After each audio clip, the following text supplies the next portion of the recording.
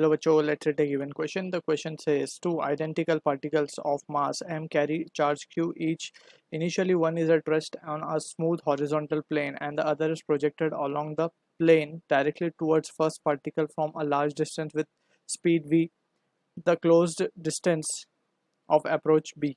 Option 1 given a 1 upon 4 pi epsilon naught q square upon mb. Option 2 given a 1 upon 4 pi epsilon naught 4q square upon mb square. Option 3 given a 1 upon 4 pi epsilon naught 2q square upon mv square. Option 4 given है 1 upon 4 pi epsilon naught 3q square upon mv square. So यहाँ पे to understand this question of closest approach, we need to understand about the concept of energy conservation.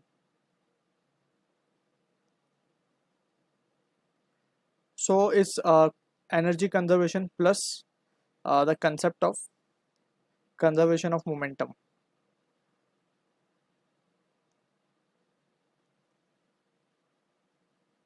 And this both the equations will be applied for the case of the potential energy related to electrostatics. ठीक है, तो यहाँ पे हम समझते हैं पहले जो सिचुएशन है उसको, along with the concept we'll try to analyze it. So let's suppose हमारे पास एक चार्ज है जो कि फायर हुआ है from infinity and it is been fired with speed, let's say u मान लेते हैं. यहाँ पे एक चार्ज दूसरा रखा हुआ है, इसको मान लेते हैं q1. q2 is at rest, but ये फिक्स नहीं है, it is at rest initially. ठीक है, जब ये जब ये q1 चार्ज इसके नज़दीक आएगा, so the situation will be something like this कि ये दोनों q2 जो है रिपल्सिव फोर्स फील करेगा, right, and q1 also will feel the repulsive force. ये रिटार्ड होने स्टार्ट होएगा q1 and q2 will start to accelerate, and we can say एक कॉमन वेलोसिटी दोनों अचीव करेंगे. And when they achieve the common velocity, let's say v0 हम मान रहे हैं, तो they both will B at the जो सेपरेशन होगा उसे ही हम कहेंगे क्लोजेस्ट अप्रोच, और इसको हम कह देंगे लेट्स से RC. ठीक है, या फिर सिंपली R बोल देते हैं इसको. ठीक है, ये जो डिस्टेंस है when both the particles are having same velocity, ठीक है ना, तो जो डिस्टेंस होगा वो मिनिमम होगा दोनों के बीच में. That is what we called it as to be the distance of closest approach. ठीक है, इसका मास हम मान लेते हैं लेट्स से m1, इसको मान लेते हैं m2, और दोनों आइडेंटिकल गिवन है तो मास दोनों के mm बोल देते हैं हम. ठीक है, तो ये भी m है, ये भी m है. ठीक, अब नाउ जो सिचुएशन होगी, first of all we need to conserve the energy. so by energy conservation what we can write as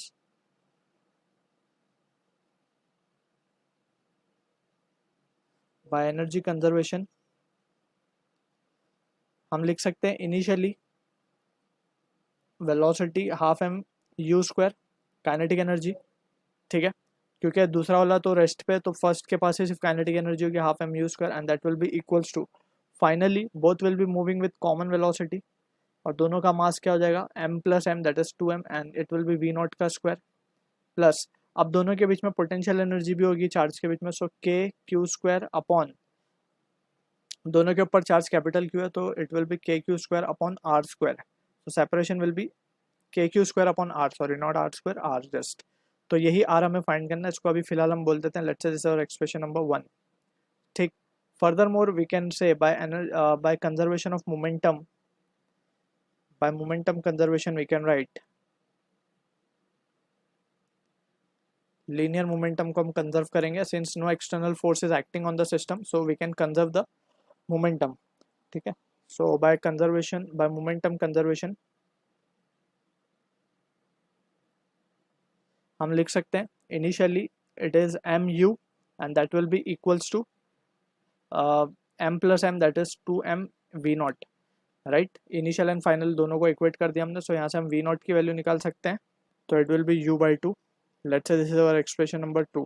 सो अब 2 और 1 अगर हम v0 की वैल्यू 1 में सब्सटीट्यूट कर दें, so we can say from 1 and 2 हमारे पास जो वैल्यू आएगी half m u square, and that will be equals to m u square by 4 plus k q square by r. So यहाँ से हम देख सकते हैं इसको रिजॉल्व करने पे हमारे पास वैल्यू आएगी mu स्क्वायर बाय 2 और 2 इसको ऊपर नीचे मल्टीप्लाई कर देते हैं, and this is mu square by 4 and that will be equals to k q square upon r. So यहाँ से जो वैल्यू आएगी वो आएगी mu square upon 4 will be equals to k q square upon r. Just हमने LCM लिया और उसको इस तरफ शिफ्ट करके LCM लेके हमने सॉल्व कर दिया, सो ये रिजल्ट हमें आ गया. एंड फाइनली वी कैन से कि देयरफॉर आर की वैल्यू क्या आ जाएगी हमारे पास, r will be equals to, it can be written as k q square 4 k q square upon m u square. हमने इसको u माना है initially, it is been given as v, तो we can substitute it v only.